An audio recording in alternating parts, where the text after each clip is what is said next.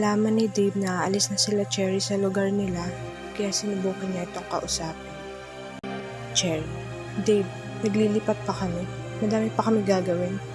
Dave, yeah, I know. Pero mabilis lang to. May mga bagay lang tayong kailangan pag-usapan.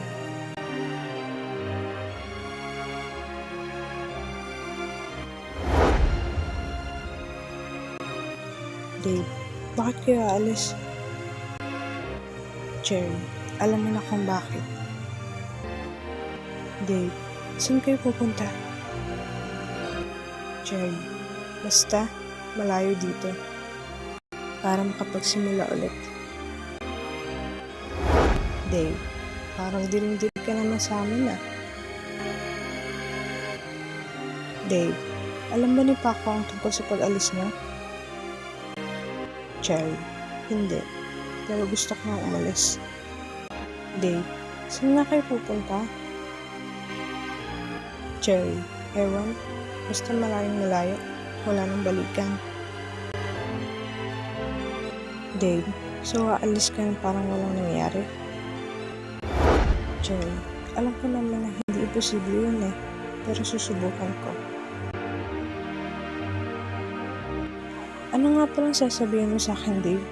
Di ba may sasabihin ka sa akin? Dave, Cherry, gusto ko na maglaho. Pwede ba ako sumama sa inyo? Cherry, hindi.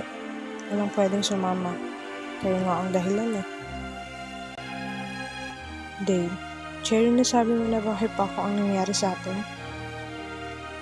Umiling si Cherry sa tanong ni Dave. Bakit? Kasi natatakot ka masaktan siya? Cherry, dahil walang nangyari sa atin, Dave. Dave, what do you mean, Cherry? Hindi totoo na mahal mo ko?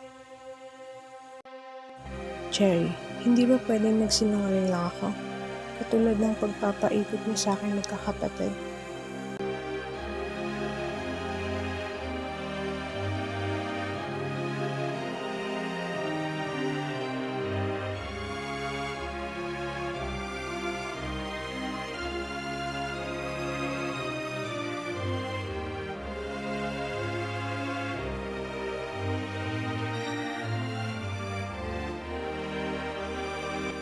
Dave, sabi ko nga, hindi ka kasing buti na pinapalabas mo. Cherry, hindi ko pinapalabas na kasing buti ako, Dave. Nagpapakatotoo lang ako. Nilapitan ni Dave si Cherry at tila naging bayolento ito. Cherry, nasasaktan ako, Dave. Dave, wala pa yung sasakit ng nararamdaman ko. Cherry, Dave, anong gagawin mo sa akin? Dave, di ba gusto mong maglaho? Cherry, kaya papatayin mo ko?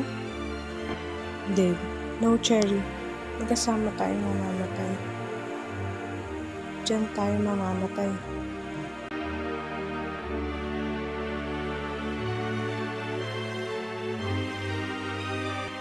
Pinuntahan ni Paco ang bahay ni Chang dahil nalaman niyang aalis na ng lugar nila sila Cherry.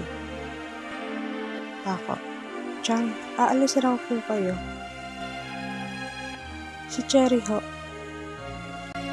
Chang, dinaan na ni Dave. Kanina ko pa nga hinihintay yan. Text ako ng text, di sumasagot. Paco, ganun po ba? Ako pong bahala, hahanapin ko siya. Sinubukan itong tawagan ni Paco pero hindi ito sumasagot.